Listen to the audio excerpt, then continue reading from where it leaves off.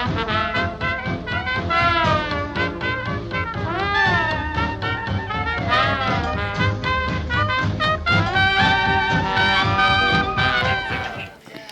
name's Christina Charles. I'm an associate professor in the Division of Rheumatology at UCLA. So thrilled to be here with you, and so thrilled to be able to answer all your questions. We don't have any slides we're going to put up there. This is all about you and your questions. And I'm going to turn it over to my dermatology colleague to introduce himself. Yeah, thanks. My name's Matt Lewis. I'm an assistant professor at Stanford in the dermatology department, and I work with a rheumatologist in a joint clinic to see primarily patients with dermatomyositis. But thanks all for coming. Oh, you can't? Okay, how about now? But yeah, thank you everyone for coming. And yeah, this is supposed to be informal, just to answer as best we can any questions that you have. We'll probably have to pass around a microphone, I gather, because of the acoustics. Calcinosis is something I deal with quite a lot in my clinic. And there have been reports for years about, and I'm interested to see my colleagues' take on this, on calcium channel blockers, Coumadin, all of these different things. And in my experience, none of them have worked. My best experience with calcinosis, the large, big chunks, I don't think we have a lot of hope at getting rid of those aside from surgery. The big chunks of calcinosis. I have had success with patients who have active lesions oozing calcium, and their DM has been missed, and not missed in terms of the diagnosis, but patients have been told they are burnt out in their DM and they don't have any active disease. And I treat them, and the lesions clear up, and they stop developing new active calcinosis. So my most rewarding successes in the area of calcinosis are patients who the disease itself, which I believe is causing the calcium deposits, right?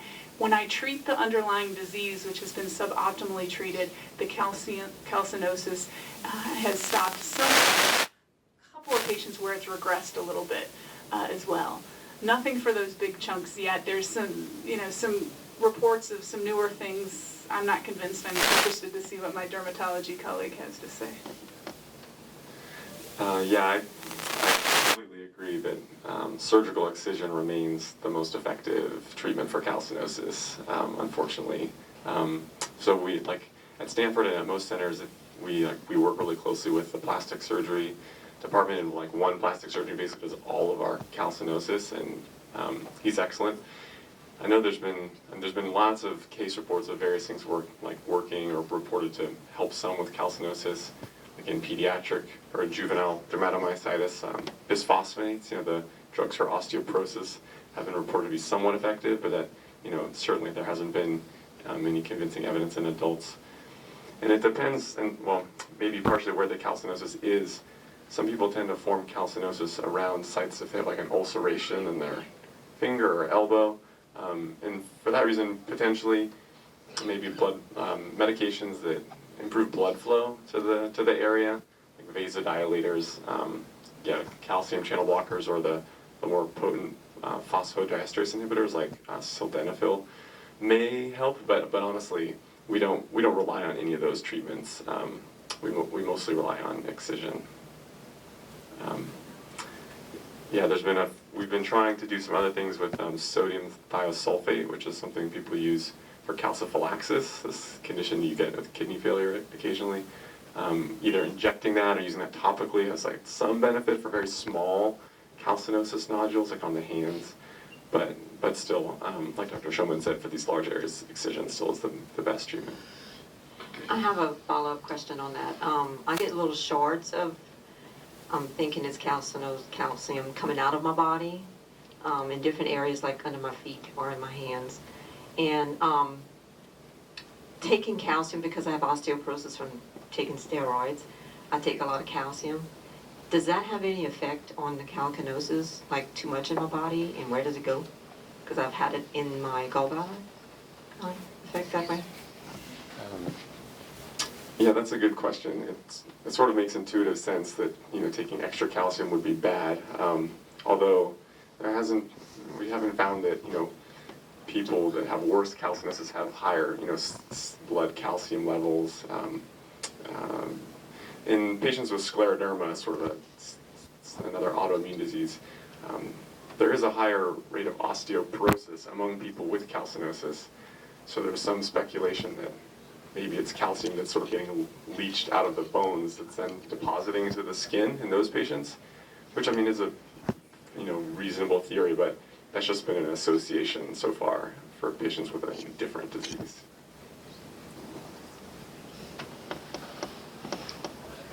Hi. Inside when the panel was discussing, they mentioned something about triggering, interferon triggering vaccine for DM. And the other one that I'd like to mention is that I got to be friends with a woman who was walking like me, and we started to laugh, and she said, after I took the flu vaccine, I lost the use of my legs. And there was a pool of money in the federal government with certain pharmaceutical companies. And I said, funny, because I thought, I was trying to find a cause. I had taken the pneumococcal pneumonia vaccine, but it was by Merck. Merck was not in that pool. And it was a $250,000 settlement. Of course, they signed that, and there was another young lady in Staten Island, $100,000 settlement, who had dermatomyositis.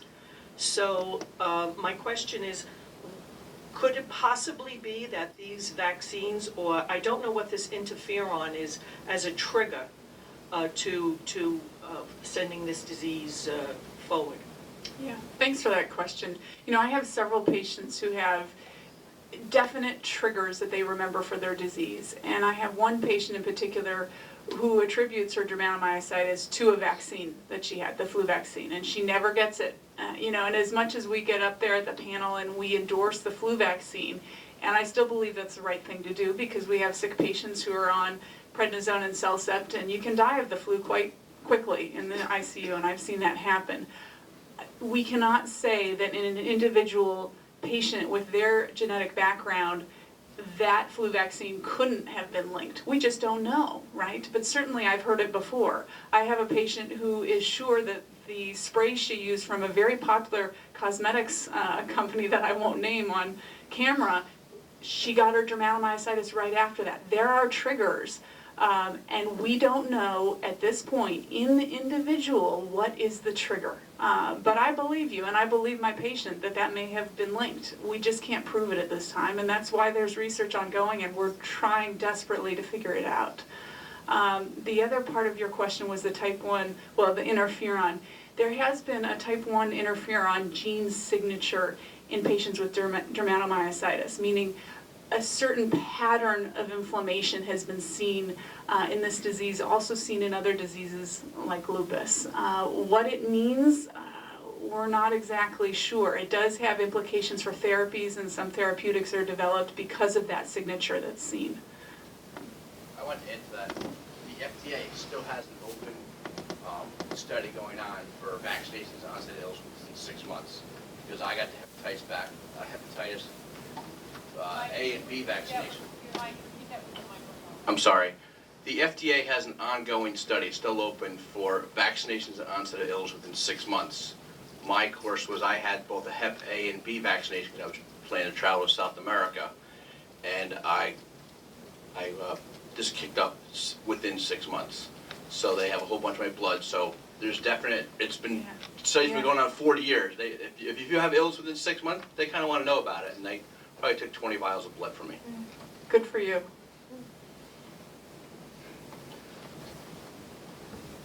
I'm a caregiver, really a spouse for my wife. She was diagnosed with DM by Mayo Clinic over in Jacksonville. They said to hunt up a rheumatologist in South Mississippi, which we did. Now, my question is, how often should the rheumatologist be seeing my wife? How often? And what tests should he be taking? And what should he be looking for? And what is good and what is bad? That's not broad now, is it? Okay, so I mentioned, I think in the panel meeting earlier, that sometimes I will see a patient every week. I have a patient I saw Tuesday who I just graduated from every 2 weeks to every 3 weeks. And the reason that is because she was very, very ill, meaning disease, a subtype of dermatomyositis with rapidly progressive lung disease characteristics that I was very, very cautious about, and wanted to make sure I was treating her well enough with enough medication, monitor her labs, etc. So most of my patients who are doing well, I see about every 2 months. And the reason I see them every 2 months is because they are on medications like methotrexate and Cellcept, and those laboratories, specifically the CBC with platelets and differential, meaning your blood counts, and your chemistry panel, including the liver function tests, guidelines state that those should be monitored every 2 months. For instance, with methotrexate, classic example used in 1 to 2% of the population with RA, right? And so those visits have to occur at least that often. Patients who come from far and maybe have another local rheumatologist, they don't see me every 2 months, they should have the labs done every 2 months, and maybe they'll see me every 4 to 6 months to kind of guide the therapy. But the visits should be dictated by how your wife is doing, right? How she's feeling, and then there is a standard on how the laboratories should be assessed. Hope that's something.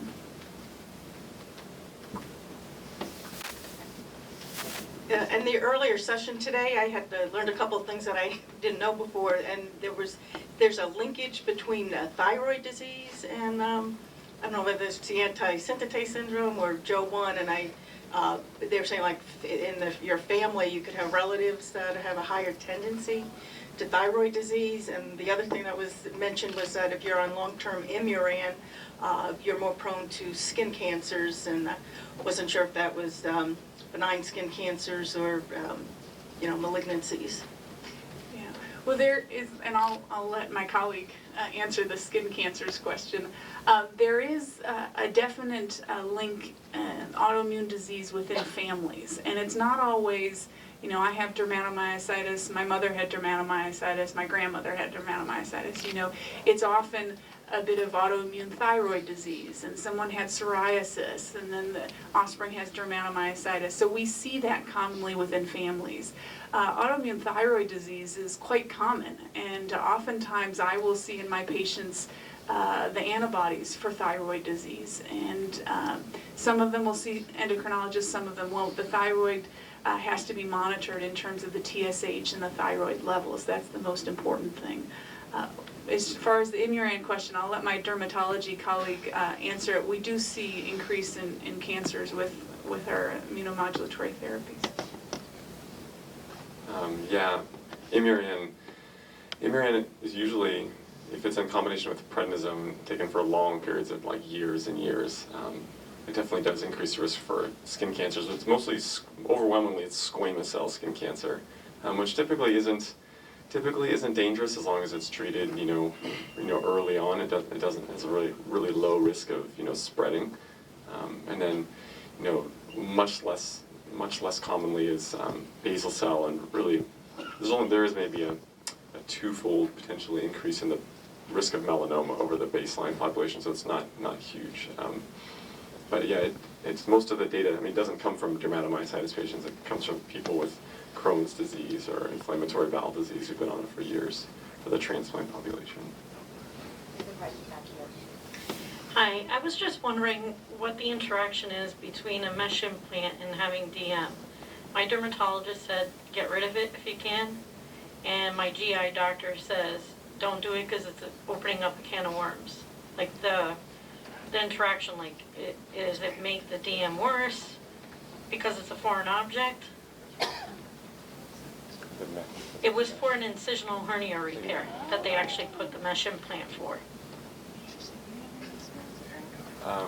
No, I can say that this maybe relates to what we were talking about earlier, about triggers for DM, or things that potentially can augment your immune response.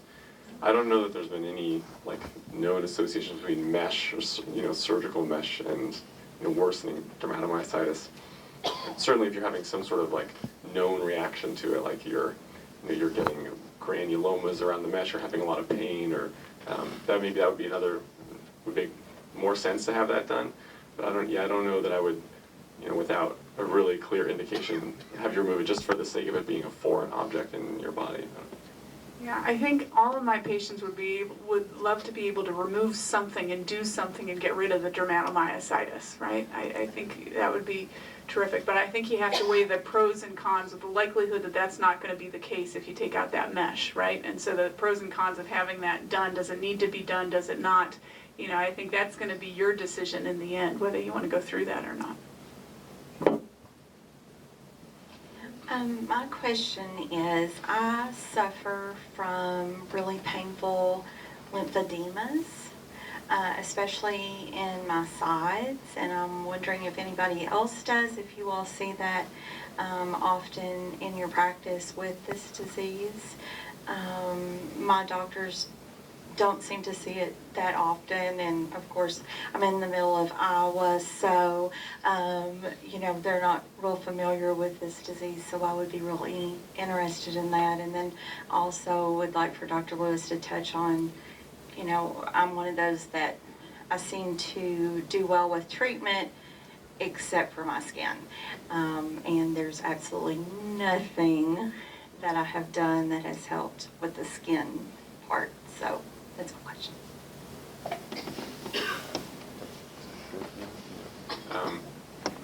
Well, I'll take the second part first, I guess, at least. Yeah, you raise a really salient point. I think for many people with dermatomyositis, the skin tends to just smolder. The skin disease tends to just smolder on for years after the muscle disease is sort of in remission or not a huge problem.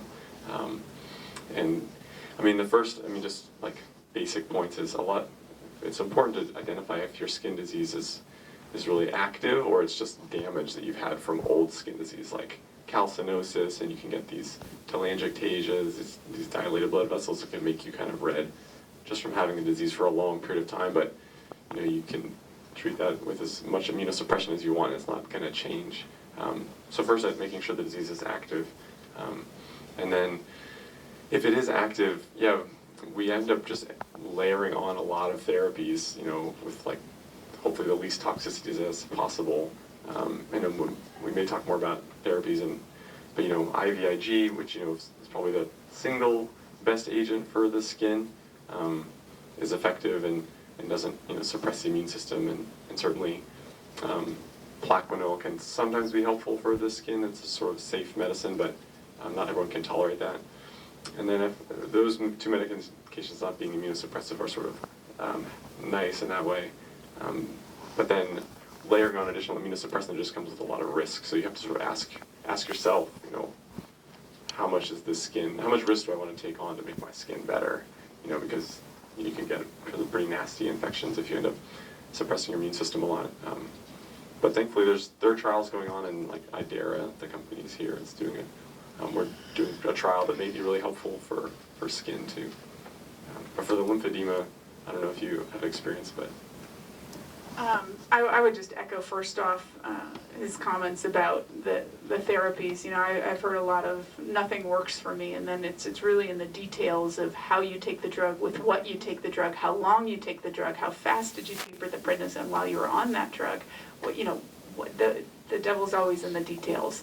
I don't doubt that you have had aggressive disease, and I've seen aggressive skin disease even pushed to newer therapies, not yet in progress with DM. In terms of the lymphedema, I don't see a ton of lymphedema. My first question when I hear lymphedema is you've had your CAT scans of your chest, abdomen, pelvis, and everything's good. And the lymphedema you said is in your sides. Have you had massage therapy for that or anything to help with it? Yeah. Once a month. Okay. I do massage therapy once a month, but... Once a month isn't very often. That's true. I can feel them right now. They're just bump after bump. And it's not calcinosis. And no.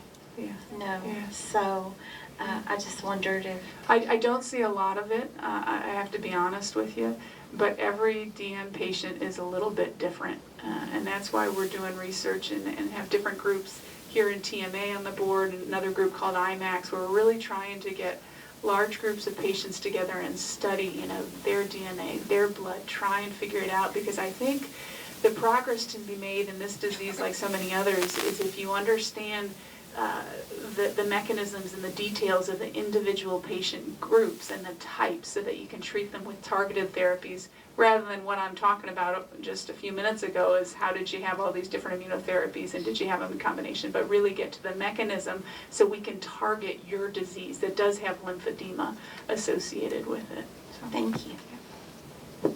Just very quickly, the question was, what is lymphedema? Yeah, lymphedema is sort of just where you get an accumulation of like lymph fluid, which is usually filtered back to go into your bloodstream, but ends up leaking out into your soft tissues, into your skin. So it causes a lot of swelling, can cause pain, causes immobility because people have all this fluid that impairs their ability to walk. So it's distinct from the calcium? Like It's different from the water, calcium. Yeah. Softer, so with So it's a lymph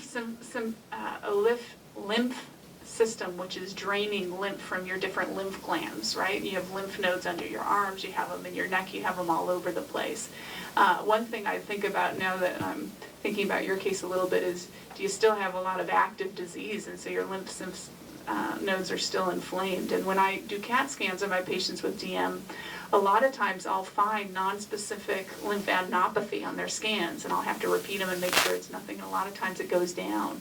And we know in mouse models, for instance, of lupus, when we induce lupus in a mouse model, the mice get a lot of lymphadenopathy because it's an autoimmune disease, very revved up. So that may be something, if your disease isn't controlled, and again, I'm postulating here, if it were a bit better controlled, would that lymphedema get better as the lymph tissue kind of settles down?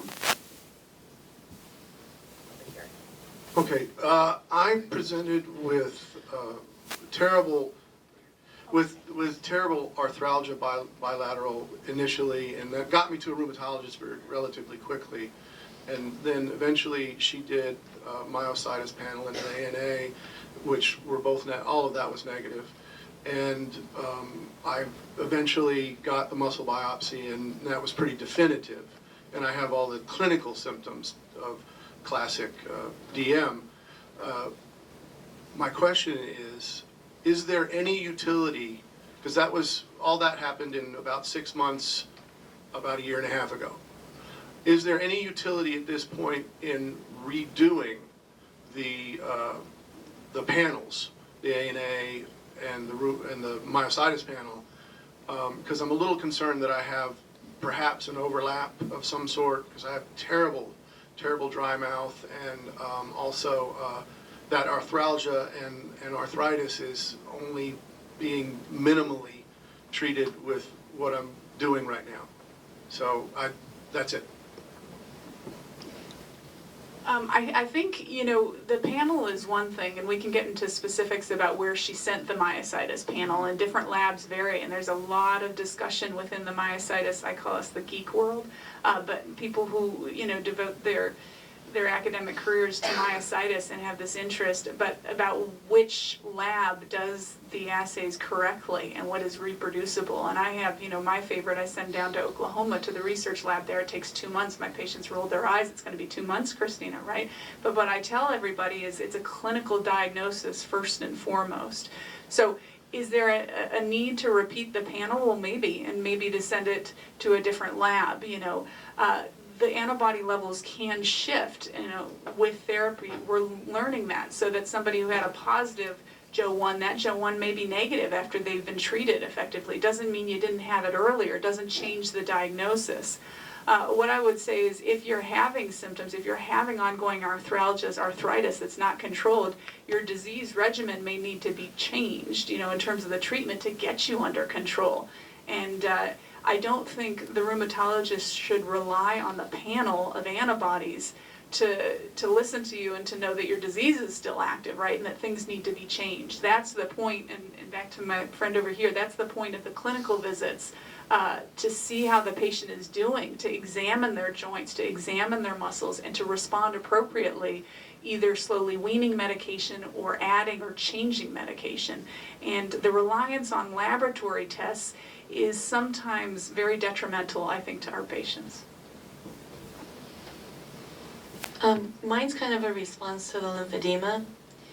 I had breast cancer, and then I ended up with lymphedema in my right arm with it, and I ended up with some nodules on my arm, and they were soft at first, and then they hardened, and they weren't sure what they were, but after about a year, they finally did a biopsy of it, and they didn't know what was going on, so they sent me to Mayo, and it turned out that my whole right side of my body was swollen with lymph, basically, and Mayo found out I had histoplasmosis, systemic, and it's a fungal thing, so sometimes it's a combination of things, but it came back and it hasn't gone away, and I got another one on my elbow after I'd been treated for a year, and I was supposedly okay, and then, so now it's throughout my body, so I don't know if you guys can give any help for that, but it also might, answer some of the lymphedema for her too, I don't know.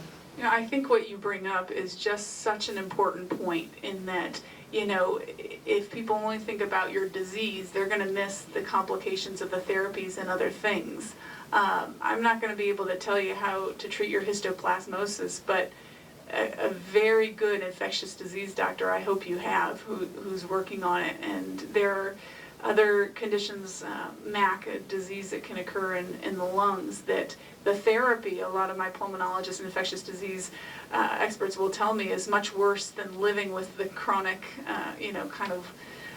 disease in the lungs, which is kind of co-inhabiting your lung space the way our microbiome does in our gut. So I wish I could tell you how to cure the histo and get rid of the nodules, but hopefully your infectious disease team is guiding you.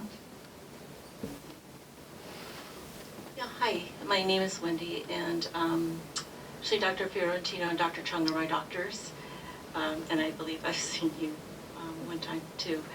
I also have had lymphedema when I was in the hospital and unable to move, and I have breast cancer. The breast cancer arm was about this big. And I did have therapy, just so this person, I went every other day to a woman who did lymphatic massage and also had a sleeve. And so there is quite a bit, and it's down to pretty much normal now. So, but my question is my doctors have never seen this with dermatomyositis, but I have, since I was sick, I developed this belly, which is extended, and I've had ultrasounds, I've had a lot of tests. It's not fluid. Nobody really knows what it is, but it's really bothersome. I mean, I feel like I'm 6 months pregnant, and I know that I just found out that I have hernia there, which is going to get a mesh put in next month. And I don't know if that's the problem or not, but if anybody else, even when I know there's a little bit of fat there now, but when I was 100 pounds after I came out of the hospital and wasn't eating really very much, it was still there, just this little round thing. I don't know if it's from lack of muscle tone or what, but anybody else? I'll come back. I'm on SDIG, but I wasn't. I wish I could say I had the exact same patient, can tell you what it was. I don't.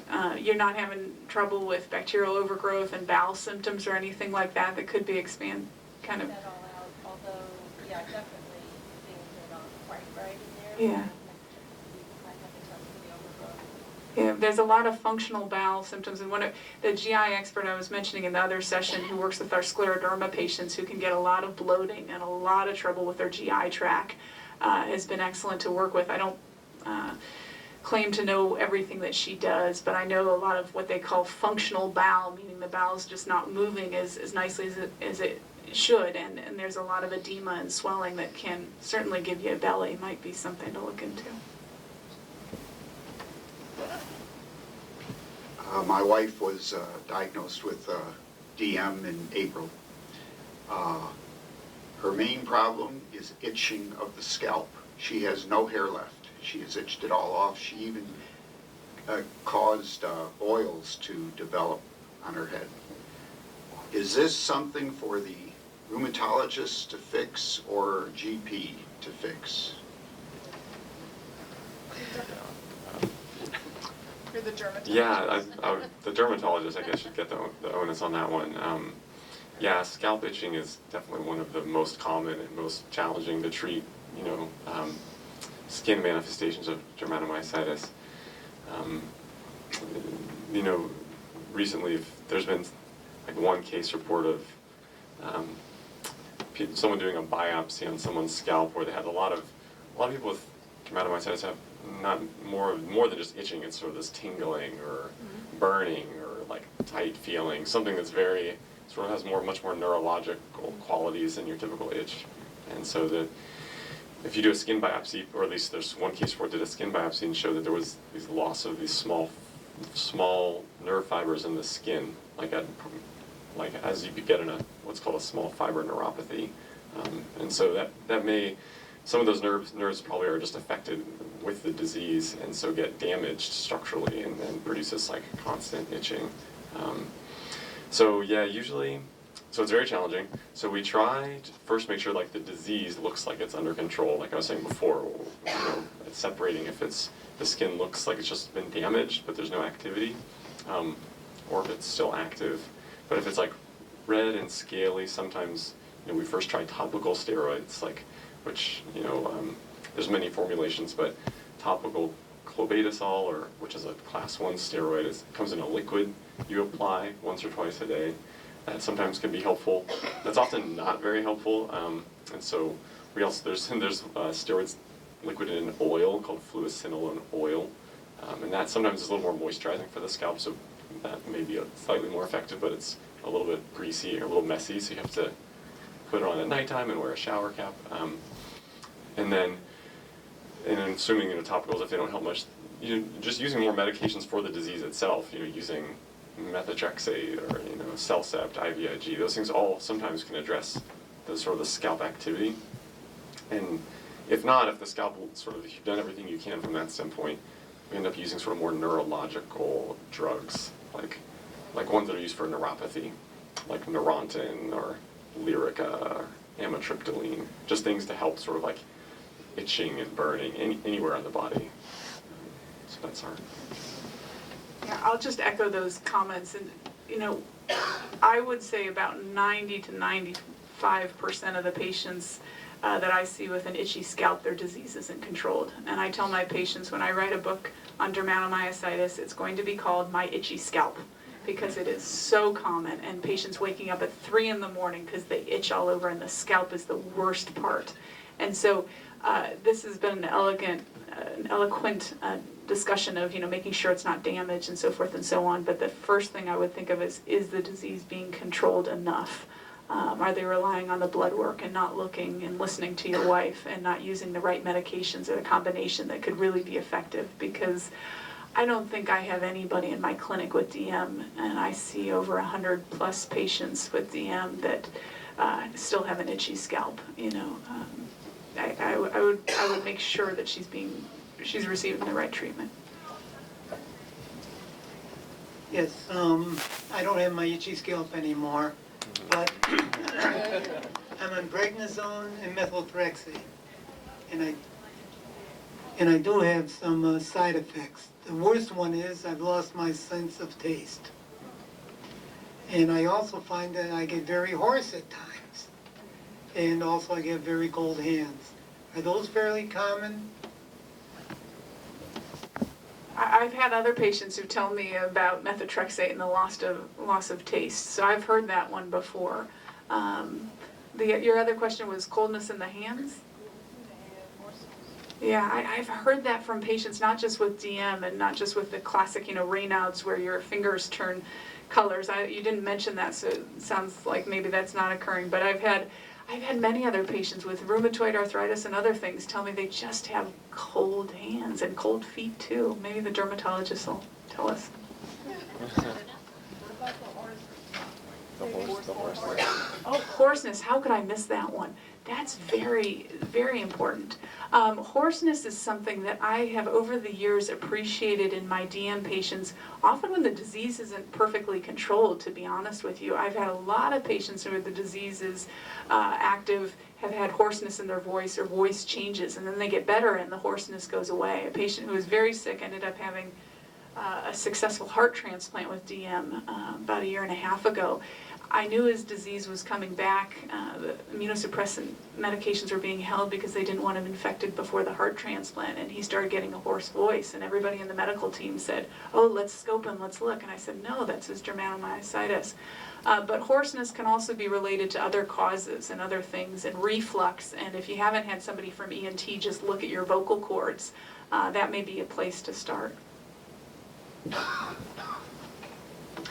Count your blessings if you don't have to ask this question. My last flare involved the mucosa, particularly my mouth, but more importantly, the vulval female tissue area. Have you seen that? And what can you offer? Because my muscles weren't super weak, and I felt like I was sort of trying to kill a gnat with a cannon, but yet the big guns really weren't working to address the mucosa. Yeah, so mucosal involvement in dermatomyositis, yeah, typically it's in the mouth, like you were saying. It's really uncommon or rare. I don't think we have a patient at Stanford that's ever had sort of vulvar ulceration. Definitely, I mean... No ulceration, just inflammation that the biggest gynecological specialist I could find took one look and said, this is autoimmune. Yeah, I would wonder, I mean, it'd be certainly helpful for the dermatologist to do an exam, but I don't know if I would label it, I don't know if it would be appropriately diagnosed as dermatomyositis just because it tends not to sort of isolate to that organ. I mean, if it's on the external skin, I suppose that's certainly possible. Not vaginal, this is just vulval, skin, highly inflamed. Okay, the skin. And in conjunction with the mucosa of the mouth together. Yeah. Yes, still, I would be a little bit reticent to call it dermatomyositis. It's, Okay. So for the dermatologist seeing it, but just because those two locations are odd, but Okay. still the same therapies that used for cutaneous dermatomyositis probably would be effective. I don't know if you have any. No, I just say, I agree, it's not common, and then I'll also say that we never know, and I see rashes in different places, and they're constantly being described, and your group has described, inverse Gauthrin's papules on the, inside of the palms rather than on the outside, on the knuckles, and so we, and I have a patient who I saw recently who gets rash on the inside of her knees, not on the tops of the knees, but the inside, and we're constantly learning in patients with DM that specific groups, different patients get rashes different places, so I think neither one of us have seen that, but doesn't mean it couldn't be related, and certainly everything else has to be looked at in a good dermatologist, et cetera, et cetera. My response is to the woman with the belly issue. I had the same issue, but thanks to prednisone, the rest of my body caught up to it. But it's still watermelon belly, and my doctor told me it's actually because of scleroderma. I'm not a doctor, and that was my diagnosis. I don't want to diagnose you, but everything you explained, I had the same exact issue, and back then I was 70 pounds lighter, and I didn't eat anything, I couldn't eat things during a flare-up, and yet I still had this giant belly no matter what, and it's still there, but again, everything else caught up. As soon as I'm off prednisone, maybe it'll go away, but I just wanted to let you know that you're not alone on that one.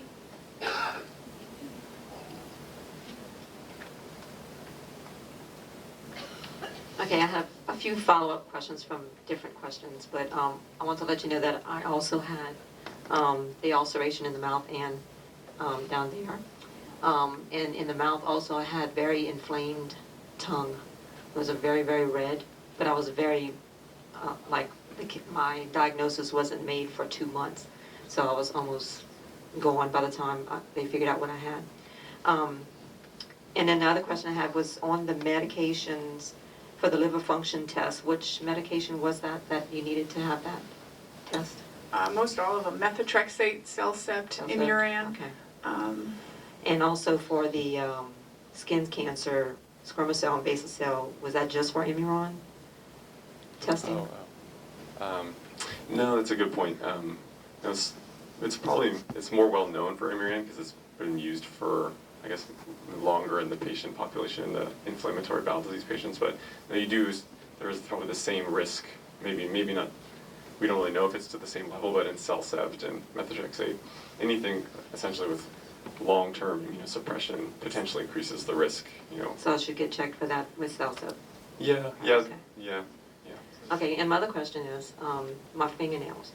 I've never heard this mentioned by anyone. They're very thin, and on a few of my fingers, I have ridges that go vertical instead of horizontal, and they split vertically. Is there anything I can do to help that, and is that a part of autoimmune disease process? Yeah, thanks for your questions. Those are tough. I do want to, I guess, maybe make the same point I was trying to make before, but like not every skin problem that happens in dermatomyositis patients is dermatomyositis, and I particularly think that's true for the vulvar issues. Like there are a lot of vulvar conditions that are very common that can cause a lot of inflammation and irritation and ulceration that isn't dermatomyositis, and so, but definitely if your sort of whole immune system is sort of amped up, that's sort of another similar condition could flare. So there's lichen planus is one that often happens in the vulvar skin, and often you can see overlap with lichen planus and dermatomyositis. And then for burning tongue, or your tongue feels red, like that, we often do more of a neurological workup for that too, if it's just more of a burning or red feeling. But just making the same point to exclude all the other causes, because those are atypical. But for the nails, yeah, that is like the longitudinal ridging that goes sort of parallel with the long axis of your nail. It's common just in as you get older, and it's seen more in people with thyroid disease, but it's called onychorexis. But we don't think of it as being kind of a sign of dermatomyositis or an active inflammatory disease. It's just probably something to do with the nail matrix sort of getting older. So what you can do about it is some people take biotin, which may help a little bit, 5 milligrams of biotin or 5,000 micrograms, which just strengthens hair, nails, and then you can use these these strong nail lacquers. These are clear nail polishes to just prevent your nails from splitting, and then make sure your nails, the skin around your nails stays moist, so you don't get that, which is hard in dermatomyositis. You have a lot of your cuticles grow a lot or become really crusty. Having really dry nails can make that problem worse. I have a problem with hyperpigmentation and really super swollen, droopy eyelids. And I've seen the dermatologist did hydroquinone, I do chemical exfoliation, all sorts of skincare. But am I stuck with this for the rest of my life, or is there anything you could recommend to try to get this stuff off my face? That one. Yeah, so just to clarify, is the hyperpigmentation on your eyelids, or is it your whole face? I've got a ton of makeup on right now, but it's the whole face. And I do have the eyelid thingy going on too. And you had really bad dermatomyositis rash on your face before? It was actually really bad on my neck. It was pretty bright red, but I haven't covered up. But I noticed as my disease progressed, I've been sick for 8 years, that it's got darker and more brown and blotchy and... Okay. Do you take Plaquenil? No, I'm only on IVIG right now. Okay. Yeah, I was just trying to make sure that it was what kind of hyperpigmentation it was. If it was from a medication, Plaquenil can cause it, but it sounds like that's not it. The most common cause is post-inflammatory hyperpigmentation, assuming you had some bad rash there in the past, and then you're just left over with this dark color. But the natural history of that usually is that it's worse in the beginning, right after the rash goes away, it's very dark. And then over 6 months to a year, it kind of gradually lightens up, up to 2 years even, it will get better and better. But if that doesn't, I don't know, it doesn't sound like that's what happened to you, so it doesn't sound like it's from dermatomyositis. But needless to say, hyperpigmentation on the face, regardless of the cause, is very hard to treat. Certainly trying to find out if there's some other cause is important, so dermatologists can help with that. And then sun protection is the most important thing for any hyperpigmentation, wearing like a really strong sunscreen, like an SPF 50. And then, yeah, otherwise we fall short, honestly, even with dermatomyositis hyperpigmentation. Using these bleaching agents like hydroquinone 4%, like sort of that maybe help a little bit. And we don't have very much success with laser treatments for this. And like the glycolic acid and various acid peels are somewhat helpful, but they still don't really get rid of the problem. Okay, I just want to say, these lights here cause me an issue. So aside from the sun, I try to protect from the lighting like this, so that's one thing. But my question has to do with testing. And I know that where I'm on, well, tapering off methotrexate on Cellsuct, I go for testing every 6 to 8 weeks. And everybody that goes to testing, they take a lot of vials. But after hearing the TMA talk today, and I think it was you, Dr. Christine, it was regards to the lipid panel, and also I'm hearing about TSH, and not to get over-tested, but I'm just thinking that, and I'm sure too it has to do with a clinical diagnosis as far as what you should get tested for. So blood testing, and also as far as cancer testing. Like I'm going into my 3rd year. So would the cancer test be less now? I have a rheumatologist who's very good. So something like, I know, like the mammogram. So testing is my question. So thanks for the question. It's a good question. And we had the discussion in the session earlier about who takes care of the patient, the primary or the rheumatologist and so forth. And if you're, mainly seeing the rheumatologist, and I don't have to say neurologist because there's no neurologist here right now. Just kidding. We have a great time together, neurologist and rheumatologist. But if you're not seeing a primary, you really are going to be relying on the rheumatologist to do that lipid panel and to do the thyroid test, and those should be done at least every year, and more often if the LDL cholesterol, which is the so-called bad cholesterol, is 175 milligrams per deciliter, which is pretty high.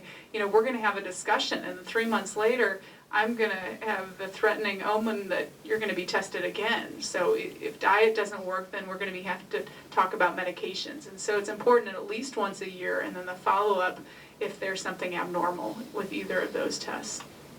In terms of the cancer screening, we are trying to develop with IMAX some guidelines, and there's a working group looking at cancer screening in patients with myositis. As you mentioned, and you're very well informed, the first 3 years are when we are really, most worried about the development of a malignancy. And in my own practice, I'm always getting the baseline CAT scans, and then depending what I see determines when the follow-up imaging will occur and what it will include. And that's patient-to-patient dependent. The routine screening, the mammograms, the colonoscopies, pap smears, all of that just has to be done like clockwork. Every year. It's supposed to be done, it's done. The colonoscopy, follow the guidelines. And if there are any polyps, you need to do it again within a 3-year period usually. So very strict with your guidelines, not lax in that, and then the other things we discussed. This is probably obvious, but I guess when I was diagnosed, I had kind of not the typical signs of dermatomyositis insofar as as far as skin, I had it more, on my shins and my arms and what have you. And now over the course of the disease, and I'm actually getting ready to have Rituxan again because my B cells are coming up, I'm having skin presentation that's different. So I'm just wondering, is that common that the skin presentation can change over the course of the disease as far as, yes, I figured that was the answer, but I just felt like it was odd or. Yeah, and I don't know when your last rituximab was, but the B cell counts are only one gauge on that medication, right. And they're not a very good gauge. If you're waiting till the B cells go up, your flare started 6 months before that happened. Well, and that's what I think I have realized as my rheumatologist this time, that obviously I probably needed a little bit ago. Yeah. So, because the skin has started to just slowly ramp up, and that's been even though my labs are fine and I'm not. They're always fine. Right, they're including the always CRP, fine. all the Yep, inflammation's they're always down. fine. but my skin is terrible. So yeah, I was just curious about the change of that over the course of the disease. I've seen very different rashes with different flares. Okay. I said very different. I've been surprised. Not always. They're typical as my rash Yeah. comes here and it comes back, but I have seen the latter of it. Yeah. Yeah, that's thanks for the comment, because yeah, that definitely does happen to some people where they just have this really long sort of evolutionary phase to their skin disease. Usually at some point it tends to settle out, and you have your sort of like your typical spots.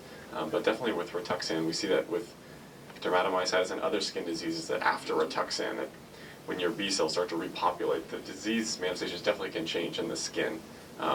So I don't know if that therapy has some role for you, but I'm hopeful that as you keep moving, it won't. You'll reach a point of stability at some point.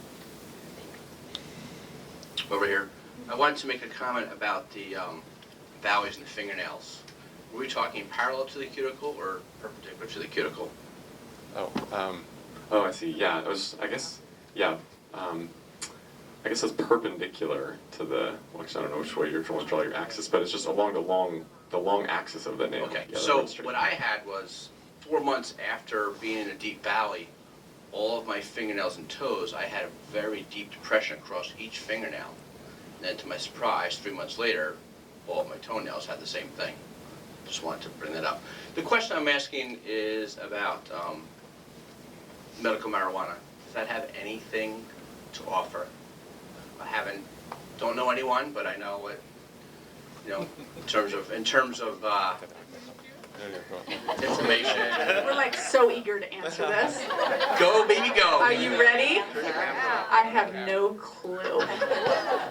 Zero. I am terrified. I have a patient with rheumatoid arthritis who consistently asks me, and it's just, I've got a lot going on, and that's not a bear that I can tackle yet. It's an honest answer. It's too much unknown. Oh, I don't know. I haven't seen anything, to be honest. If you're going to jump on and go with medical marijuana, you don't know what you're getting. Yeah. I'm in California too, so. I'd also just say a couple things. Your patients they've experimented some and told me what's happened, but some people have used the CBD oil, like the cannabinoid oil. And they do really, for what it's worth, the patients who've used it, even this one dermatomyositis patient, I really did think it helped, like with the itching. But a lot of oils help with itching, coconut oil and other things. But then for medical marijuana, definitely for other skin diseases, some people use it for for some of the associated symptoms, whether it's like pain or itching. But I haven't had any with dermatomyositis try that. But it's a reasonable idea. No, I was thinking more towards oils anyway, because I have lung issues, so I could never smoke it. Oh, yeah, sure. I did want to just address your point about the horizontal lines, which we call Bose lines, which are after you have this really physiological shocker, like you have your presentation of dermatomyositis, your sort of nail matrix, your nail stops being produced transiently, so you get this big dip in your nail, or your nail can fall off. It's like, I jumped off the cliff. Yeah, you had a severe reaction. I've had the mechanics hands for 8 years, and mainly on prednisone and Imuran, and it doesn't fully control that. But this past year, for the whole year, I've had they're calling it now mechanics hands on my feet with a lot of very thick peeling, dryness to it feels like a hard plastic, and then the crevices and fissures that crack and bleed, and didn't know if there was suggestions for is it topical medications best or PO medications, and then just a little off of that is I didn't hear anything this morning research-wise related to the cardiovascular studies and the inflammation and relating it to the whole inflammation and I thought there were a lot of studies going on with increased cardiovascular conditions. The mechanics hands is a sign of active disease. If you've got it on your hands still and you've got it on your feet and you're just taking Imuran and prednisone, to me that means you've got active disease. And you've never had IVIG? Yeah. Suggesting it, but I think that my heavy work schedule would be hard to manage that. Yeah, it's a sign of active disease. Let's see what dermatology colleague can come up with, usually mechanics hands active disease, and the only other thing I would add to that, and you've kind of got to discuss the other therapies, including the IVIG, which often can be quite effective, is your lungs. Your lungs, pulmonary function tests need to be done, HRCT of the chest, all that has to be really on top of. Yeah, great.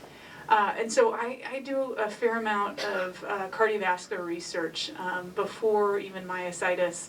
I have been doing a long-sponsored NIH study with atherosclerosis in patients with rheumatoid arthritis, and we do serial carotid ultrasounds, and we're doing PET scans and some other things, because it is well accepted now, not just in RA, not in psoriatic arthritis, but also there's been work in dermatomyositis and polymyositis that cardiovascular disease is increased. And some of the work I mentioned earlier, our research, we're now looking at the function of high-density lipoproteins, which are carriers of the so-called good cholesterol. And in patients with inflammatory diseases, they don't work to protect the blood vessel walls from the plaque development the way they should, right? And there are therapies which can improve that function. But so just so you know, research is ongoing. We're looking into it. Everybody's so sick of me taking their blood for cholesterol and special tests. They're up to here, right?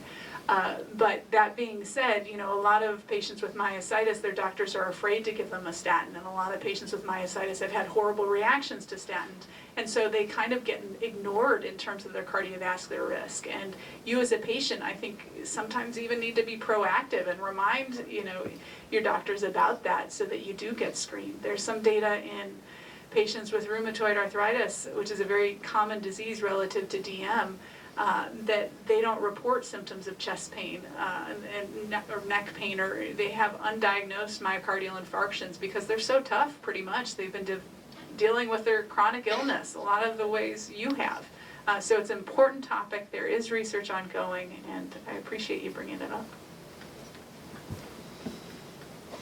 I was just going to make one comment about the mechanics hands, but I totally agree that we think of it as a sign of active disease. I do sort of put it categorically with like the scalp itching, in the sense that it can just be really hard to treat, even with like a lot of therapy. But I definitely agree, maybe increasing your therapy may help that. And then we try lots of topical things, which for some people help, but a lot of people really don't help with the cracking. Like you can use these same really potent topical steroids, on the fingertips, or you can put on like Aquaphor or Vaseline at night with cotton gloves, like this thick layer of Aquaphor, and see if that'll help it heal. Or you can use super glue if you have those little fissures, but those can help some a little bit at times, but they often are sort of suboptimal still. Hi, I'm Mike from around Nashville, Tennessee, and first of all, I want to thank you all for doing what you're doing. My comment and question is about, the panel up there. It seems like you all are doing your individual great work individually. How is the panel as a whole collectively putting their work together so that maybe I can access? I was just diagnosed in March, so I'm totally new to all this, and it's kind of pretty overwhelming. So how are you doing that as a group to put all that information? Number one, I need you to get this book out pretty quick, so that I can access, but even more so that I can connect my doctors to the stuff that's going on. It'd be great to put you in my pocket and take you home and say, this is what Dr. Schoeman said, But could you comment on that? It's a great point. I work with the IMAX group, I'm sure you do too, and others at Stanford do, which is the International Myositis Assessment and Clinical Studies group. So just so you saw, there's some international members of our MAB. This is a group where, every ACR meeting, which is the American College of Rheumatology meeting, we have a meeting of the IMAX group, and it's usually at 6 a.m. in the morning. And we have recently developed working groups within that community. I'm involved in the biomarker group, and there's a cancer group, and so it's starting where we're acutely aware that this is a problem, right? And we need to not only coordinate our research efforts, but make them available to patients, right? And the information. The Myositis Association has done a great job and continues to do more and making the awareness across the country of myositis and getting our names out there so rheumatologists can contact us. We're not quite there yet, but working on it. That's my update. I just wanted to say one sort of analogous group is the Rheumatologic Dermatology Society, or RDS. The RDS is just, it's a less formal group of mostly dermatologists, although there's a couple rheumatologists who focus on autoimmune diseases, autoimmune skin diseases in general, but specifically a lot of people focus on dermatomyositis, and we have annual meetings with the Academy of Dermatology meeting, and so they have a great website. Just, if you just sort of Google Rheumatologic Dermatology Society, with a lot of resources and like who's doing what studies, and we collaborate within that group of dermatologists to do studies. So. And I'll add one other point. I've had this happen many times in the last several years where, a person comes to me who already has a rheumatologist who's not very familiar with the disease. I see the patient initially, and usually there's a follow-up at 6 months to a year. Sometimes there's not, but there's that initial connection with the patient, which is important because then I get to know the case. And I'll spend 60, 80 minutes sometimes with a new patient because it takes me that long. Maybe I'm just that dense, but it takes me that long to get a good history, to really get a grasp of that patient. And then I give that rheumatologist a follow-up call with specific recommendations and a discussion of the disease. And probably 80 to 90% of the time, and maybe higher than that, but every once in a while there's an off one, the rheumatologist is so excited to just discuss myositis. And there are all variations of people in the world, and rheumatologists are no different. And some people are not very good in admitting that they don't know, right? And so that discussion, with the rheumatologist, a lot of times has opened the door for the patient to really have that, okay, I know a little bit more because I've had this 15-minute discussion, I get your disease, and now I'm more comfortable talking to you about it, right? And so I think, really getting to the nitty-gritty of you and the individual patients in my room, that's the most effective thing, is if you can bring in, if you can afford to travel to somewhere to see a rheumatologist or a neurologist or a dermatologist who's experienced in the disease, and then they make the connection with your local doctor and have a nice conversation talking about the disease. They'll know rheumatology, they'll know neurology, but to give them more facts and what you've learned over the years, that really helps the patient. So my question has to do with the use of biotin. I had infusion of Rituxan after about four, close to 5 months. No real relief for my skin symptoms. So I took a large amount, started taking a large amount every day of biotin, 10,000 micrograms, 10 milligrams. And within 6 to 8 weeks, started to notice some difference. And quite frankly, I'm a little scared to withdraw it to see if that in fact is the case. So can you tell me, last year I know a speaker from Harvard talked about using the same amount that you mentioned a while ago, 5 milligrams.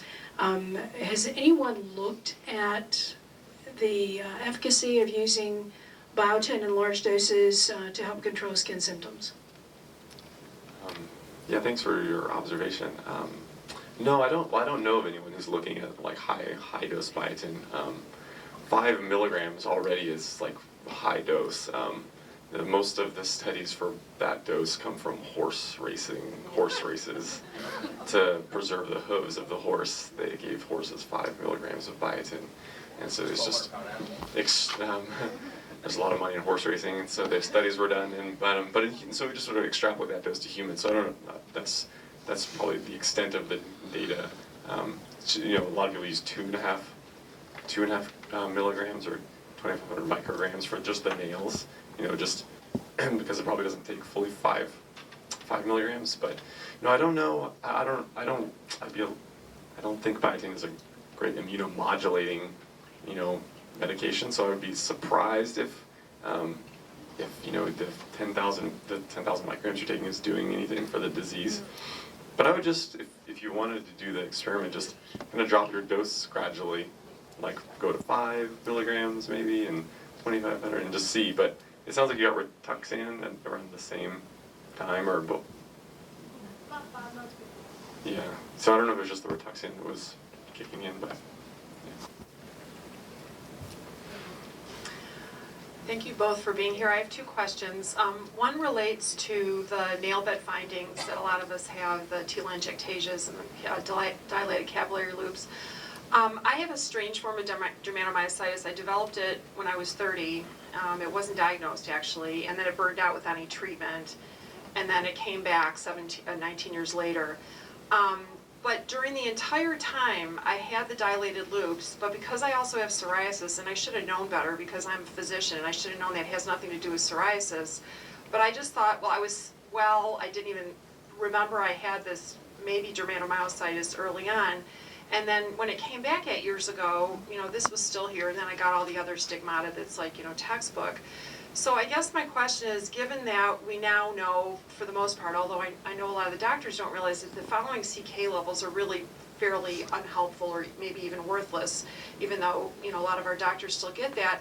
But my understanding is that maybe the nail bed disease activity might be a better marker. So if that's the case, my interest is like, well, I realized I was probably just smoldering at a really low level for 19 years because I had no muscle problems whatsoever, and then it came back with a vengeance. So I'm just curious about that. And then a completely different question is when people were talking about the hyperpigmentation that comes up after some of the stuff, and I certainly have some of that, in particular where I had a skin biopsy, I just can't get the lesions to go away. So I was kind of wondering about laser therapy just to see if that would maybe make it less ugly. Ironically, a dermatologist who totally missed my diagnosis and just saw the loops, even though it's like completely pathognomonic of DM, she wanted to laser zap all my fingers to make them look better. I let her do one and I almost screamed out loud. It was so painful. I said, we're done. So that didn't work. And then I later got the right diagnosis, which I kind of knew anyway. So my question was, can you talk about the loops, how that might really be disease specific, not disease specific, but in terms of following the disease, does that make any sense for maybe what happened with me? And also, just using laser therapy maybe as a cosmetic, because for a lot of us, like the skin is, we know, the hardest thing to take care of, but it is also the more embarrassing of the two things to deal with. Thank you. Yeah, great comments. I think you're right on about, well, of course, about the CK levels, which I'm sure you can talk about. But for the nail folds, they are like very, very sensitive indicators of disease activity. So it's usually the first thing we look at when we see patients is their, proximal nail folds to see what the vessels are doing. And certainly sometimes it does go like almost completely away in patients when their disease is totally quiescent. But I feel like other patients, they'll still go on and they'll be in sort of a quote-unquote remission, but they'll still have these like dilated or maybe some damaged capillaries that are persistently there. But no, I think the hardest part is just quantifying that. I think quantifying the nail fold changes over time. Some people try these like video capillaroscopies to sort of see changes and take photos. It's just challenging. So we usually just document in our notes kind of what was active. But I think that's a well taken point. And then as far as the laser goes, like cosmetic rheumatology, it's actually something we think about a lot. We have a couple cosmetic dermatologists and a laser dermatologist. And I think it's definitely a valid approach, especially if you can get some help with like either the costs of the treatments because they're expensive. But it just depends on the problem. Certainly for vascular things like redness, like the persistent facial redness you can have. Lasers potentially could be good for that. Especially if it's been stable and it's not active.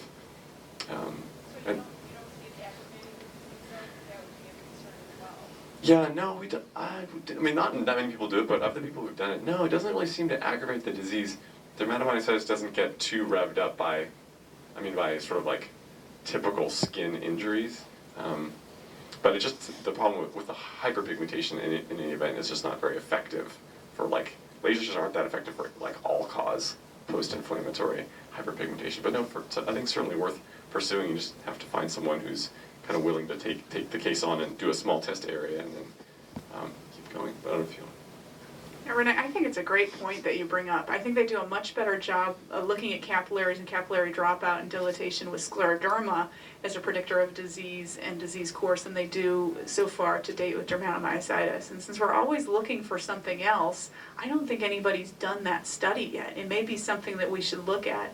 You know, to get a little microscope with a light on it costs you about $8 on Amazon. You know, it's easy, right? The real question is how you're going to, as you brought up, is how you're going to quantify it. But I bet it's been done. It's just, I don't think the study has been done in dermatomyositis. And so it's a question of, is it going to be a good predictor like it is in scleroderma? Is it something we can monitor that's going to add to what we already do in the clinical, you know, exam setting? But I think it's a great point. A couple of questions that I have. My itching seems to be at certain times of the day. Like at night, I will be dead asleep and it just comes on. And it's like my pads of my fingers, the palms of my hands, the bottom of my feet, and then my chin and my forehead. And it will wake me from a dead sleep. Is that common? Oh, that's the story of active dermatomyositis. 3 in the morning, waking up, can't sleep because you're itching so much. And you've been to the allergist and you've taken every antihistamine known to mankind. And at the end of the day, you need a different therapy, a combination of therapies, better therapies, a different schema of therapies. Your disease is still active. That's what it. My other question was, well, I am in the middle of Iowa, and the health care is, it's very little there. And so, you know, Dr. Stein is my main doctor and has been for 3.5 years. But then there's, you know, I see a rheumatologist. And, but I have been driving myself 2.5 hours to my IVIG treatments. We have recently moved and I can practically see the hospital from our house, so that's great. But they are making me have a doctor that is associated with that hospital to order my treatments. The rheumatologist that I've seen there does not believe in IVIG. And so the general practitioner won't order it. And so she's wanting me to see an allergist or immunologist to order it.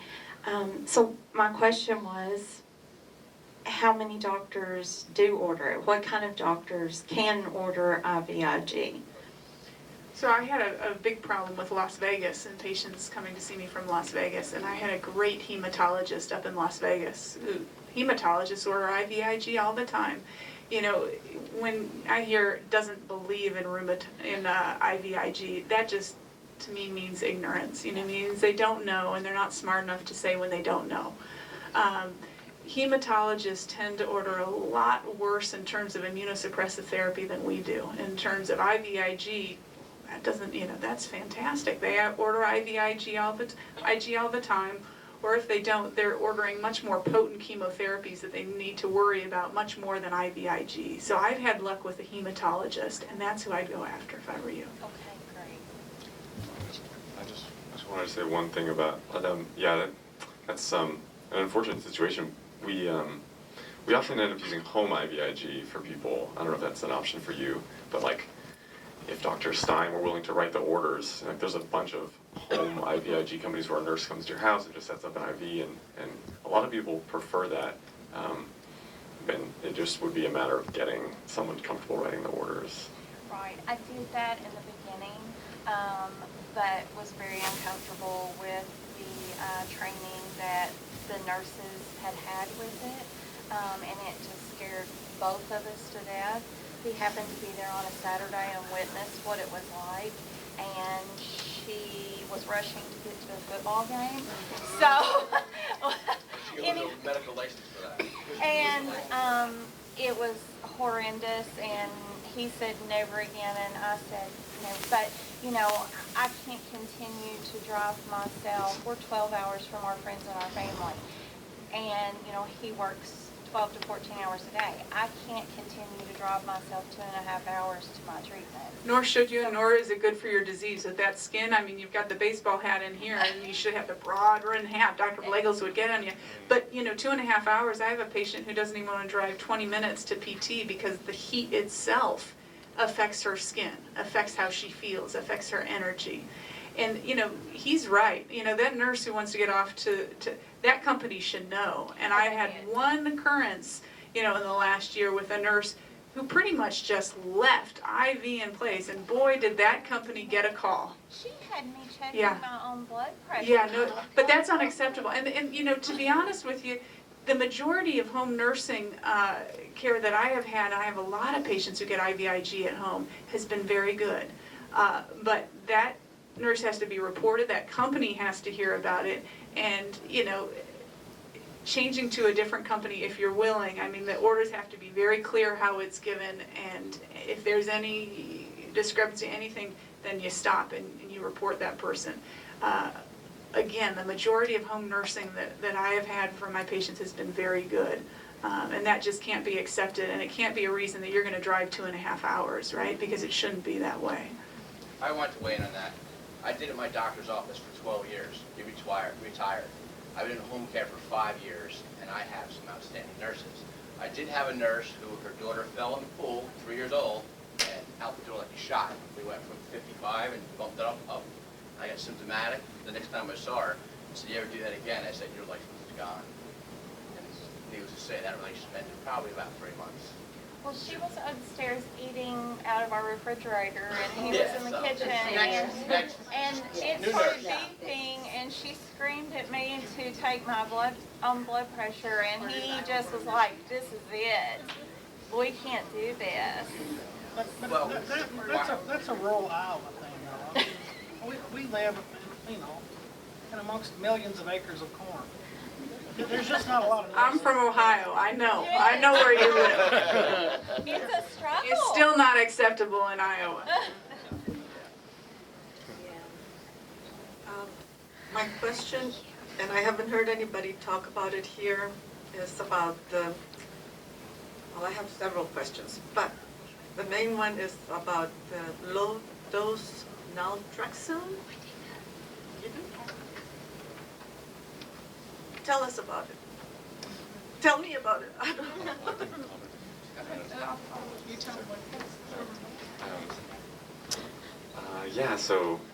Low-dose naltrexone is very popular on the internet. There's this whole LDN website. But yeah, naltrexone, it's a medicine used, to reverse, opioid intoxication or heroin overdose. But at high doses, at low doses, it's purported use to be helpful for all sorts of autoimmune conditions. And so I can only share my personal experience, but there's 2 or 3 patients who take low-dose naltrexone with dermatomyositis, primarily for fatigue. And then I think 2 of them, it helps a little bit. You take like this 4.5 milligrams at nighttime, and 1 person didn't really help. But as far as its impact on autoimmunity, I know there's like a lot of basic science, evidence that came out in mice in the 80s and things, but I don't know of any sort of human, control studies that have been done. But I think it's, I don't think it's unsafe, so I'm not opposed to prescribing it. I don't know you. Yeah, I've had 2 patients who've taken it. One, I think there was definitely, and I didn't see her, the dermatologist saw her, some improvement in the rash. It was short-lived. It was for a few months, and then it kind of went away, and she needed her IVIG, sub-Q actually. The other patient, was really excited about it and sent me all the literature, and did get it from a wellness doctor, just because I haven't prescribed it, and I make a rule of thumb: if I don't know the medication, I do not prescribe it. That's an important point as a doctor. And I didn't see anything in terms of her, in terms of an improvement. Every person is going to be different. I think, we do need studies to evaluate it. If you're going to try it, you have to have a doctor who's familiar with it, and I don't think it's going to be seen as a big gun in dermatomyositis. That's my initial impression, but that's 2 patients. So.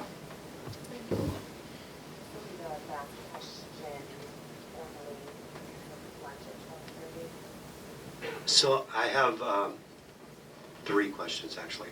Sorry, so I'll make up for the other people who left. On the B-cell flow cytometry that you were talking about earlier, and symptoms. So I want to get it clarified. What I thought I heard you say is once your symptoms come back, don't wait for results from the flow cytometry to show B-cell activity again.